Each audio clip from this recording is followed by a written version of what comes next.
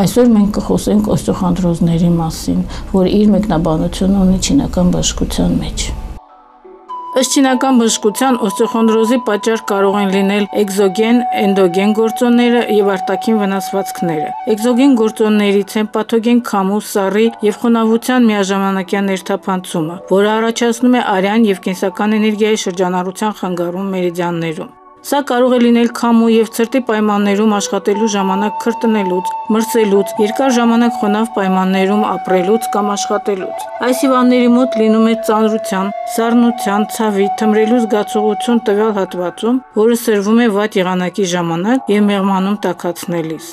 Վաղ ցրտի քամու նկատմամբ Էնդոգեն պատճառներից է երիկամի դեֆիցիտը, որը կարող է լինել տարիքով մարդկանց մոտ, առաջանալ երկարատև հիվանդություններից հետո։ Այս հիվանդների մոտ լինում է թուլության, ջարդվածության, ցավի զգացողություն տվյալ հատվածում, ընդհանուր թուլություն ամբողջ մարմնում եւ վերջույթներում, որը սրվում է հոգնելու ժամանակ եւ մեղմանում հանգստանալիս։ Օստեոխոնդրոզների պատճառ կարող են հանդիսանալ նաև արտաքին վնասվածքները, ծանրություն բարձրացնելիս անժգուշ շարժումները, որի հետևանքով վնասվում է մերիդիանները, խանգարվում է արյան եւ կենսական էներգիայի շրջանառությունը նրանցում։ Այս հիվանդների մոտ ցավը կրում է ֆիքսված բնույթ, սրվում է տվյալ տեղը սեղմելիս, շարժումների ժամանակ եւ գիշերը, մեղմանում է շարժումների սահմանափակման եւ ցերեկային ժամերին։ Քանի որ նյութի ծավալը մեծ է, մենք կքննարկենք միայն գոտկային շրջանի օստեոխոնդրոզների բուժումը։ Բուժման սկզբունքն է ցրել ցուրտը, լուծել խոնավությունը, վերականգնել արյան եւ կենսական էներգիայի շրջանառությունը մերիդիաններում, հզորացնել երիկամը։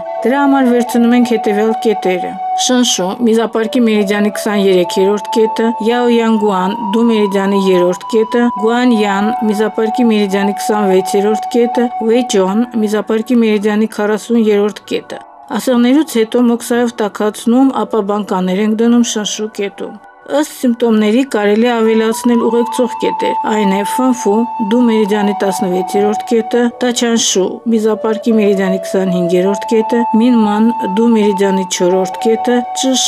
միզապարկի մերիդիանի 52-րդ կետը, թայսի, երիկամի մերիդիանի 3-րդ կետը։ Կուրսի տևողությունը կախված է հիվանդի վիճակից, միջինը 12-ից 15 անգամ։